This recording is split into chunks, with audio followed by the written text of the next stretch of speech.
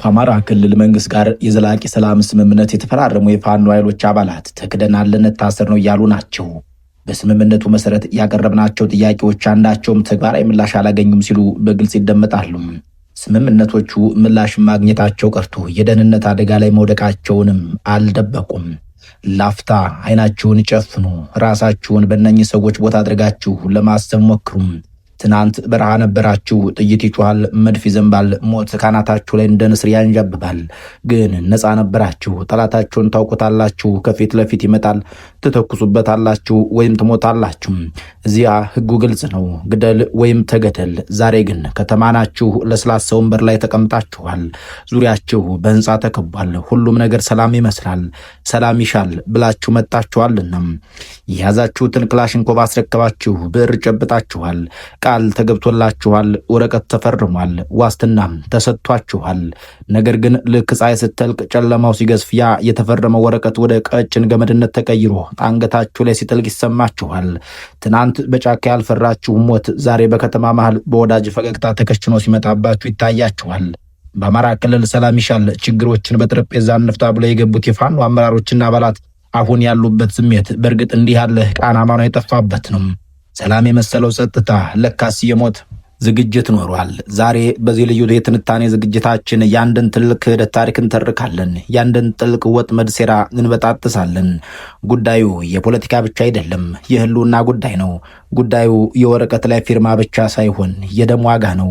እነሱ ተከደናል እያሉ ነው። የፈረምነው ውል የሰላም ስምምነት መስሎን ነበር። ለካስ የራሳችንን የሞት ፍርድ ኖሯል እየፈረምነው እያሉ በጭንቀት ይጮሃሉ። መንግስትስ ፊርማውን ቀዶታል ወይስ ፍርሃት የፈጠረው ጥርጣሬ ነው? የሰው ልጅ ትልቁ ፍርሃት ያለው ከሚያየው ጠላት ጋር ሲጋፈጥ አይደለም፣ ከማያየው ከማይጨብጠው ግን ደግሞ ከከበበው ጠላት ጋር ሲሆን ነው ይባላል። እነዚህ ወዶ ገብ የተባሉ ቡድኖች ዛሬ የሚኖሩት ከተማ ውስጥ ሳይሆን በስነ ልቦና እስር ቤት ውስጥ ነው ማለት ይቻላል።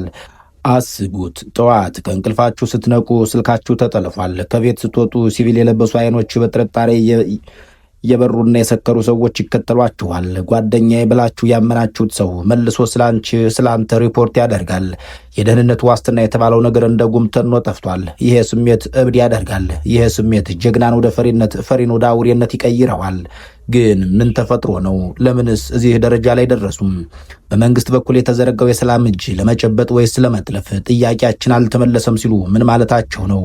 ነገ በካቴና ያስሮናል የሚለው ፍራቻስ ከምን የመጣ ነው? አሁን ባለንበት ሰዓት እነዚህ ሰዎች በሁለት ዓለም መሃል ተንጠልጥለዋል። ወደ ኋላ እንዳይመለሱ የጫካው በር ተዘግቷል። የቀድሞ ጓዶቻቸው ከዳተኛ ብለው ፈርጀዋቸዋል። ወደፊት እንዳይሄዱ መንግስት የጥርጣሬ አጥሩን አጠንክሮባቸዋል። መሃል ላይ ደግሞ ታላቅ ገደል አለም። ይህ ገደል ዝም ብሎ ገደል አይደለም። ታሪክ የቆፈረው ያለፈ የኢትዮጵያ የፖለቲካ ሴራ ያዘጋጀው ገደል ነው። ይህ መሰናዶ ስለ ፋኖ ወደገቦች ብቻ የሚተርክ አይደለም። ስለ ኢትዮጵያ የፖለቲካ ባህል፣ ስለ መደራደርና መካካድ አስከፊ አዙሪት ይተርካል። ከፀሐይ በታች ሁሉም ነገር ድግግሞች ነው ይባላል። የዛሬዎቹ የፋኖ ወደገቦች እያዩት ያለው ቅዠት ከ80 ዓመታት በፊት አንድ ጀግና ያየው ቅዠት ነበር። የበላይ ዘለቀን የመጨረሻ ሰዓታት የማያስታውስ አይኖርም። ያ አርበኛ፣ ያ የጎጃሙ ጀግና በላይ ዘለቀ ጣሊያንን አርበድብዶ ሀገሩን ነፃ ወጥቶ ንጉሱ ፊት ሲቀርብ ምን ተባለም? ሹመት እንሰጥሃለን፣ ክብር እንሰጥሃለን ተባለ። በመጨረሻ ግን የተሰጠው ሹመት የሞት ገመድ ነበር። የደርግን ዘመን አስታውሱም። ሰላም ይሻላል ብሎ የገቡ የኢሃፓ ወጣቶች በምን አይነት የጭካኔ እንደተበደሉ ታሪክ መዝግቦታል። ታሪክ ለምን ይደገማል የተባለ እንደሁ መንግስታት ለምን ይቅርታ ያደርጉና መልሰው ይበላሉ የተባለ እንደሁ በፖለቲካ ሳይንስ ውስጥ አንድ ጨካኝ ህግ ምላሽ ሆኖ ይገኛል። ጠላትን ማጥፋት ካልቻልክ አቅፈህ ደቅድቀው። ዛሬ በአማራ ክልል እየተተገበረ ያለው ስልት ይህን ይመስላል። እነዚህ ሰዎች ፊርማው ተቀደደ ሲሉ የተቀደደ ወረቀት ብቻ ሳይሆን የነገ ተስፋቸው ጭምር መሆኑ ገብቷቸዋል። ወጥመዱ ተዘርግቷል፣ ማጥመጃው ተቀምጧል። አሁን የቀረው ወጥመዱ የሚዘጋበት ሰዓት ብቻ ነው። የተከበራችሁ በራፊ ቤተሰቦች እስከ ዝግጅቱ ፍጻሜ አብራችሁን ስትቆዩ ይህንን የተተበተበ ሴራ ፈተን እናስቃኛችኋለን። የታሪክ መጽሐፍትን ገልጠን ያለምን ተሞክሮ አጣቅሰን የነገውን ሀቅ በገደምዳሜም ቢሆን እንተነብያለን። መንግስት ለምን ቃሉን አጠፈ? እነዚህ ቡድኖች በእርግጥ ተታለሉ ወይስ የፖለቲካ ቁማር ተጫውተው ተሸነፉም? ቀጥሎስ ምን ይፈጠራል? ዳግም ወደ ጫካ ወይስ ወደ ቃሊቲ? መልሱ ከባድ ነው፣ እውነቱም መራራ ነው። በአማራ ክልል ሰላም ይሻላል በሚል ወደ መንግስት እቅፍ የገቡ የፋኖ አባላት ዛሬ ሌላ ቋንቋ እየተናገሩ ናቸው። የገባንበት ሁሉ ወጥመድ ሆኗል፣ ቃል የተገባልን ሁሉ ተረሳ፣ ፊርማችን ተቀደደ፣ ነገጃችን በካቴና ሊያዝ ይችላል የሚል የጭንቀት ድምፅ እያሰሙ ናቸው። በእርግጥ ይህ ስጋት ከምን የመነጨ ነው? ይህ የወዶ ገቦች ዕጣ ፈንታ በታሪክ መነጽር ሲታይ ምን ይመስላል? መንግስታትስ ለምን ይቅርታ ያደርጉና መልሶ ይበላሉ? እስከ ዝግጅታችን ፍጻሜ አብራችሁን ቆዩ።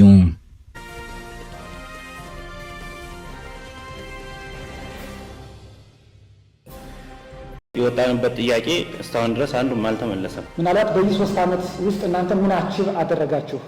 እስካሁን ድረስ ባለው ቢያንስ ምንም አይነት ተጽዕኖ ደርሶብን አያውቅም። አይመለከተኝም ብሎ ወረቀቱን ተቀብሎ ጥሎ እስር ቤት የሚወረውረን ከሆነ አሁንም በቀጣይ ምን አይነት ዋስትና ይኖረናል? እነዚያ መሳሪያቸውን አስቀምጠው ከእንግዲህ ትግሉ በጠረጴዛ ዙሪያ ነው ብሎ የገቡ ቡድኖች ዛሬ የገጠማቸው እውነታ በእርግጥ እንዲህ ያለ ይመስላል። መንግስት ቃል የገባላቸው ነገሮች ላብነትም የደህንነት ዋስትና፣ የፖለቲካ ተሳትፎ፣ የማህበረሰብ ጥያቄዎች ምላሽ፣ የፖለቲካ እስረኞች መፈታትና ሌሎቹ ወደ ጎን እንደተገፉ እየተነገረ ነው። ጠቢባን ቃል ኪዳን በወረቀት ላይ ሲጻፍ ቀለም ነው፣ በልብ ሲታተም ግን ህይወት ነው እንዳሉት ነው። ያ ቀለም ሲደበዝዝ፣ ያ እምነት ሲሸረሸር፣ የተገባው ቃል ሁሉ የውሃ ላይ ኩበት ሆኖ ሲቀር ያለው ህመም ጥልቅ ነው። ኑ ወደኛ ኑ፣ እኛ ጋር ሰላም አለ፣ እረፍት አለ፣ ከእንግዲህ የጥይት ድምፅ አትሰሙም፣ ጥላ ሆነን እናሳርፋችኋለን ተብሎ እንደነበር ይነገራል። የተገባላቸው ቃል፣ የተሰጣቸው የደህንነት ዋስትና እንደ ብረት አጥር ጠንካራ መስሏቸው ነበር። ነገር ግን የሆነላቸውና የሆነባቸው ሌላ መስሏል። ቃል የተገባው የደህንነት ዋስትናም ከሰም የተሰራ አጥር ሆኖ የፖለቲካ ፀሐይ ሲያይልበት እየቀለጠ ይመስላል። ዛሬ እነዚህ ሰዎች ከተማ መሃል ሆነው እንደ ብርሃ ይሰማቸው ይሆናል። መሳሪያቸውም ነፍሳቸውንም ካስረከቡ ከራርመዋል። በቀን በብርሃን ጥላሸት የተቀቡ ሞተር ሳይክሎች ሲያልፉ ይሸማቀቁ ይሆናል። ማታ በሩ ሲንኳኳ ይደናገጡም ይርበተበቱም ይሆናል። መንግስት ይጠብቀኛል ብሎ ያመነ ልብ ዛሬ መንግስት በየት በኩል ይመጣብኛል ብሎ ለመጠራጠር ተገዶም ከጫካው ይሆናል። ከተማው አስፈሪ፣ ሰው ሁሉ ጠላት ሆኖ ይታያቸው ይሆናል። የተገባላቸው የደህንነት ዋስትና እያደር ቢደበዝዝ ማን ያውቃል፣ የፈረምነው ወረቀት አሽቀንጥሮ ጥሎ ነገር ሊያስረን ይችላል ሲልም ይደመጣል። ሁለተኛው ቃል የፖለቲካው ተሳትፎ የሚሰኘው ነበር። ኑና አብረን እንስራ፣ ሐሳባችሁን አምጡ፣ በጋራ ወስነን ሀገሪቷን እንታደግ ተብሎ እንደነበር ይነገራል። እውነታው ግን ወደ አዳራሽ ተጋበዙ፣ ወንበር ተሰጣቸው፣ ነገር ግን ማይክራፎኑ ተዘጋባቸው። የተሰጣቸው የፖለቲካ ተሳትፎ የድግስ ቤት ጌጥ ከመሆን አልዘለልም። ስብሰባ አለ ሲባል ይጠራሉ፣ እጃቸውን እንዲያወጡ ይደረጋል። ነገር ግን ሐሳባቸውን እንደ ገለባ ይበተናል። ውሳኔው ሌላ ቦታ ተወስኖ እነሱ ጋር የሚደርሰው ለማጽደቅ ብቻ ሆኖ ይሆናል። ስልጣን የተሰጣቸው ሲባል ሰይፍ የሌለው ፎት፣ ጥይት የሌለው ጠመንጃ ይዘው እንደመዞር ሆኖባቸው ይሆናል። ስማቸው አመራር፣ ተግባራቸው ግን ታዛቢ ሆኖ አግኝተውት ይመስል ከመካከላቸው አንዱ ጥያቄዎቻችን አንዳቸውም አልተመለሱም ሲል ይደመጣል። እንዲህ ያለው እርምጃ ደግሞ ለአንድ ታጋይ ከሞት የከፋ የሞራል ውድቀት ነው። በአንደበታቸው እንደሚሉት እነዚህ ሰዎች መሳሪያ ያነሱት ለራሳቸው ብቻ አልነበረም፣ ለህዝብም ለፍትህ፣ ለእኩልነትና መሰል ጥያቄዎች ነበር። ትጥቃቸውን ፍቱ እንጂ የህዝቡን ጥያቄ እኛ እንመልሳለን ተብለው ገብተዋል። ነገር ግን የህዝብ ጥያቄ በፋይል በቢሮክራሲ አቧራ ተሸፍኗል። ስለ ወልቃይት ጠየቁ፣ ስለ ራያ ጠየቁ፣ ስለ መንገድ፣ ስለ ፍትህ፣ ስለ ፖለቲካ እስረኞች መፈታት ጠየቁ። መልሱ ግን ጥናት እየተጠና ነው የሚል አሰልቺ ዜማ ሆነም። የህዝቡ ጩኸት የመንግስትን ቢሮ መስታወት ሰብሮ መግባት አቃተው። ህዝቡ እናንተ ታግላችሁ ምን አመጣችሁልን ብሎ ሲጠይቃቸው አፋቸውን በእጃቸው ከመጫን ውጭ መልስ አጡም። የተገባው ቃል የታረደ በሬ ስጋ ሳይሆን እንደውም የሚተን ተስፋ ብቻ ነበር። ወዶ ገቦች አጥነዋል ብሎ የሚያስቡት ማህበራዊ መሰረት ያስመልሳል ያሉት የፖለቲካና የህሊና እስረኞች መፈታት የሚለው ስምምነታቸውም አንዱ አካል ነበር። ሰላም ስናወርድ ወህኒ ቤቶች ወደ ትምህርት ቤትነት ይቀየራሉ፣ ወንድሞቻችሁ ይፈታሉ የሚል ተስፋ ተሰጥቷቸው እንደነበር ይነገራል። ነገር ግን የሆነው አልቦ ነው። የወህኒ ቤት በሮች ለጥቂቶች ሲከፈቱ ለበርካቶች ዳግም ተዘግተዋል። ያ የፖለቲካ እስረኞችን የማስፈታት ፊርማ ሳይደርቅ ታስራሉ የሚለው ስጋት አንዣቦባቸዋል። አገሬው የአህያ ባል ከጅብ አያስጥል የሚለው ብሂል ደርሶባቸው መንግስት ሊያስረን ነው በማለት ላይ ናቸው። በእርግጥ በኢትዮጵያ የፖለቲካ አካባቢ ውስጥ የፖለቲካ እስረኞች መፈታት እንደ ሎተሪ እየተቆጠረ መጥቷል። እንደ መንግስታት ችሮታም እየተቆጠረ ነው። ዛሬ ወዶ ገቦች ሲያዩት የገቡበት ድርድር የእስር ቤቱን ቁልፍ የሰበረ እንጂ በሩን የከፈተ ሆኖ አላገኙትም። የትላንት ጓዶቻቸው እዛው ጨለማ ቤት ውስጥ ናቸው። የክህደት ጥግ የሚለካው በተናገሩት ውሸት ሳይሆን ባፈረሱት እውነት ልክ ነው ይባላል። እነዚህ ወዶ ገቦች ኃይሎች ዛሬ ፊርማው ተቀደደ ሲሉ እየተናገሩት ያለው ስለ ወረቀት መቀደድ አይደለም፣ ስለ ተስፋ መጨለም፣ ስለ እምነት መሸርሸርና በሰላም ስም ዓመት ተዘረጋው። ስለዚያ አስፈሪ ወጥመድ ነው። በእርግጥም ወዶ ገቦች ሰዎች በሁለት ሰዓት መካከል ናቸው። አንደኛው ክዳችሁን ገብታችኋል ከሚለው የቀድሞ የትግል ጓዶቻቸው ወይም ጫካ ከቀረው ፋኖ የሚመጣ ጥላቻ ነው። ሁለተኛው ደግሞ እነዚህን ማመን አይቻልም፣ ነገ እንደገና ያምሱብናል በሚል በመንግስት የደህንነት መዋቅር የሚደረግ ክትትልና ማግለል ነው። ነገ ያስሮናል የሚለው ፍራቻ ዝም ብሎ የመጣ አይመስልም። የነበረው ስምምነት የፖለቲካ ሳይሆን የእጅ መስጠት ሂደት እንደነበር በመረዳታቸው የተፈጠረ ድንጋጤ ይመስላል። ታሪክ ራሱን ይደግማል የሚባለው ለምክንያት ወይም በምክንያት ሳይሆን አይቀርም። ጀግናው አርበኛ በላይ ዘለቀ ጣሊያንን አርበድብዶ ሀገሩን ነጻ አውጥቶ በመጨረሻ ንጉሱ ጋር ሲቀርብ እየተገባለት ቃልና የገጠመው ዕጣ ፈንታ ለዚህ ትንታኔ ማጣቀሻ ይሆናል። ክቡራን ተመልካቾች በወዶ ገቦችና በጀግናው አርበኛ በላይ ዘለቀ መካከል ያለውን የስነ ልቦና ልዩነት በቅጡ እንረዳለን። ታሪኩን ያመጣ ነው በመንግስታቱ ዘንድ የሚፈጸምን ክህደት ለማጣቀስ ነው። በመንግስታት ታሪክ ውስጥ መንግስት ጠንካራ የህዝብ መሰረት ያላቸው ታጣቂዎችን አቅርቦ ማጥፋትን ወይም ኮኦፕቴሽናል ኤንድ ኤሊሚኔሽን እንደ ስልት ሲጠቀም ይህ የመጀመሪያው አይደለም። የደርግ ዘመንና ኢህአፓም ተመሳሳይ መካከል አስተናግደዋል። በሽግግር ወቅት ሰላም ይሻላል ብለው የገቡ ነገር ግን የስርዓቱ መጠናከር ሲጀምር እንዴት እንደታደኑ የሚታወቅ ነው። የጊዜ ሰረገላችንን ወደ 1966 አብዮት መንግስት እንመልሰው። ያን ጊዜ ደርግ ስልጣን በያዘበት ማለዳ መንግስት ጉልበቱ ገና አልተጠናከረም ነበር። ወታደሩ መሳሪያ እንጂ ፊደል አልነበረውም። ጉልበት እንጂ ጥበብ አልታደለም ነበር። ስለዚህ የኢህአፓ ወጣቶች እነዚህ የተማሩ ልሂቃን እንደ አየር ይፈልጋቸው ነበር። ያለ ምንም ደም የሚለው መፈክር እንደ ቅዱስ ያሬድ ዜማ ተዘመረም። ኑ ሀገር የጋራ ነው፣ አብረን እንስራ፣ ልዩነቶቻችንን በጠረጴዛ እንፍታ የሚለው የማር ወለላ የሚመስል ጥሪ ቀረበም። ብዙዎች ይህንን አመኑ።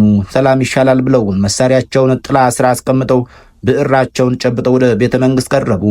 በየቀበሌው ተመዘገቡ፣ አድራሻቸውን ሰጡ፣ ማንነታቸውንም ገለጡ። ያ ወቅት የጫጉላ ጊዜ ነበር ማለት ይቻላል። መንግስት ወጣቶችን አቅፎ ጉንጫቸውን እየሳመ በስውር ግን የመዝገብ ስማቸውን በቀይ እስክርቢቶ ያሰምር ጀመር። ጊዜው እየነጎደ ሲሄድ ደርግ የቤተ መንግስቱን ቁልፍ አጥብቆ ያዝም። የታንኩን አፈሙዝ ወለወለ፣ የስለላ መረቡን እንደ ሸረሪት ዘረጋ። ያኔ ነገሮች እየተቀየሩ ሄዱ። ስርዓቱ ሲጠናከር የትናንት ወዳጆች የዛሬ ስጋቶች ሆኑበት። ደርጉ እነዚህ ልጆች ብዙ ያውቃሉ፣ ነገ ይገለብጡብኛል የሚል ጥርጣሬ አጋንንት አደረበት። ያ በሰላም የገባው ወጣት በራሱ እግር የገባበት ወጥመድ ተዘጋም። በሰላም ስም የተከፈተው ያ የደርጉ በር በመቃብር ተዘጋ። በጠረጴዛ ዙሪያ የነበረው ውይይት ወደ ቀይ ሽብር ተቀየረም። ሰላም ይሻላል ብሎ የገባው ሁሉ እንደ ማገዶ እንጨት ተለቀመ። ያ ሁሉ እውቀት፣ ያ ሁሉ ወጣትነት መንግስትን ባቀጣጠለውና በአፋፋመው ሰዓት ተለበለበም። ታሪክ በግልጽ ቋንቋ ይህንን ጽፎ ሰንዶ አስቀምጦታል። አምባገነን ስርዓት ሲዳከም የእርግብ ላባ ያወጣል፣ ሲጠናከር ግን የንስር ጥፍሩን ያወጣል እንደሚባለው የዚያ ዘመን የኢትዮጵያ ወጣት ያጠናከረው መንግስት በመጨረሻም ጨፈጨፈም። በኢህአፓ ዘመን የሆነው ይሄው በእርግጥ እንዲህ ያለው ነው። የገቡት በፈቃዳቸው፣ ያለቁት ግን ሸሽተውት በመጡ የቀድሞ ጠላታቸው ጥይት ሆነም። የኤርትራና ህወሓት ሽኩቻም ለዚሁ ዝግጅት ሁነኛ የታሪክ ማመሳከሪያ ይሆናል። ታሪኩ በታሪክ ውስጥ አብረው ታግለው አብረው በልተው በመጨረሻ በመጠራጠር እንዴት እርስ በርስ እንደተፋጁ ያመላክታል። እንዲህ ያለ ታሪክ ዛሬ በአማራ ክልል ለገቡት ኃይሎች የመንግስት እጅ ረጅም ነው ሲባል እጁ የሚረዝመው ለሰላም ብቻ ሳይሆን የቀድሞ ጠላትን ቀስ ብሎ አንቆ ለመያዝ ጭምር እንደሆነ አመላካች ነው። በእርግጥ እንዲህ ያለው የመካከር ታሪክ በኢትዮጵያ የተፈጸመ ብቻ አይደለም። የኮሎምቢያ አማጽያን ከመንግስት ጋር የሰላም ስምምነት ፈርመው መሳሪያ ሲወርዱ ተመሳሳይ ክህደት ተፈጽሞባቸዋል። በመቶዎች የሚቆጠሩ የቀድሞ ታጋዮች በደህንነት ኃይሎችና በቅጥረኛ ነፍሰ ገዳዮች ተገድለዋል። በዚያን ወቅት በኮሎምቢያ መንግስት ሸልፍ ውስጥ የስምምነት ወረቀቱ መሬት ላይ ግን ደም ይፈስ ነበር። የፖለቲካ ተንታኞች እንዲህ ያለው መንግስታዊ ክህደት ዘ ፎልስ ፒስ ብለው ይጠሩታል። ኒኮሎ ማኪያቬሊ ዘ ፕሪንስ በተሰኘው መጽሐፋቸው ለገዢው የሚሰጠው ምክር ዛሬም ድረስ ጥቅም ላይ የሚውል ነው። ጠላትን ሙሉ በሙሉ አጥፋው ወይም አቅፈህ ቅደመው። ማኪያቬሊ እንደሚለው አንድን የታጠቀ ኃይል በኃይል ማሸነፍ ካልቻልክ በስምምነት አምጣው፣ ትጥቁን አስፈታው፣ ከዚያም ጥርሱ እንደወለቀ አንበሳ ተጫወትበት ይላል። ዛሬ ወደ ገቦች እየተፈራረቀባቸው ያለው ህግ ይሄ የማኪያቬሊ ህግ ይመስላል። ሮበርት ግራን ዘ 48 ላውስ ኦፍ ፓወር በሚለው መጽሐፍ ውስጥ ህግ ቁጥር 15 ክረሽ ዮር ኢነሚ ቶታሊ ወይም ጠላትን እስከ መጨረሻው አጥፋው የሚል ነጥብ አስቀምጧል። በድርድር የሚመጣ ሰላም ብዙ ጊዜ ጊዜያዊ ረፍት እንጂ የእውነተኛ እርቅ ምልክት ላይሆን እንደሚችል በእነኚህ መጽሐፍ ተጠቅሷል። አሁን ወደ ዋናው ጥያቄ እንምጣ። ፊርማው ተቀደደ ሲሉ መተማመኑ ፈረሰ ማለታቸው ይሆን? ቀጥሎስ ምን ይሆናል የሚለው አስፈሪና ሰቅጣጭ ነው። በጉዳዩ ላይ ያላቸውን መረዳት የላኩልን አንድ የመረጃ ምንጭ የወዶ ገቦች ዕጣ ፈንታ ምናልባትም እስርና ማጽዳት ሊሆን ይችላል ይላሉ። መንግስት እነዚህን ኃይሎች አሁን እንደ ስጋት ሊያቸው ይችላል። ምክንያቱም የመንግስትን ምስጢር አውቀዋል፣ የውስጥ ደካማ ጎን አይተዋል። ስለዚህ ነገ ወደ ጫካ ከመመለሳቸው በፊት እንቅደማቸው የሚል እርምጃ ሊወሰድባቸው ይችላል የሚል ግምታቸውን አስፍረዋል። እነዚህ ቡድኖች ትታለናል ብለው ዳግሞ ወደ ትግል ሜዳው ከተመለሱ የትግሉ መልክ ይቀየራል። ምክንያቱም አሁን የሚዋጉት በፖለቲካ እምነት ብቻ ሳይሆን በግል የተከዳው ስሜት ጭምር ነው። በቀል ደግሞ ጦርነትን የበለጠ ጨካኝ ያደርገዋል ይላሉ።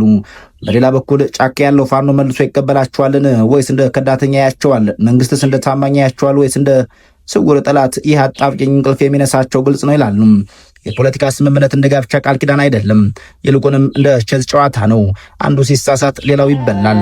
በአማራ ክልል የገቡት ኃይሎች እያሰሙት ያለው ጩኸት ነገ ለሚመጣው ትልቅ አውሎ ንፋስ መርዶ ሊሆን ይችላል። ፊርማው ተቀደደ ማለት ሰላሙ አበቃ ማለት ከሆነ መጪው ጊዜ በእርግጥ ከባድ ነው። በታሪክ እንደሚታወቀው በጠረጴዛ ዙሪያ የተከዳ ሰው በጦር ሜዳ ከመሞት ወደ ኋላ አይልም። መንግስት ይህንን ስጋት እንዴት ያስተናግደዋል? እነዚህ ሰዎች ያሳርፋቸዋል ወይስ ያስራቸዋል ለሚለው ጥያቄ ምላሽ ያለው ጊዜ ጋር ብቻ ይሆናል። በፖለቲካው ዓለም የዋህነት ዋጋ እንደሚያስከፍል መናገር ግን ከባድ አይደለም። በያላችሁበት ዓለም ሰናይ ጊዜ እየተመኘን በዚሁ እንሰናበታለን።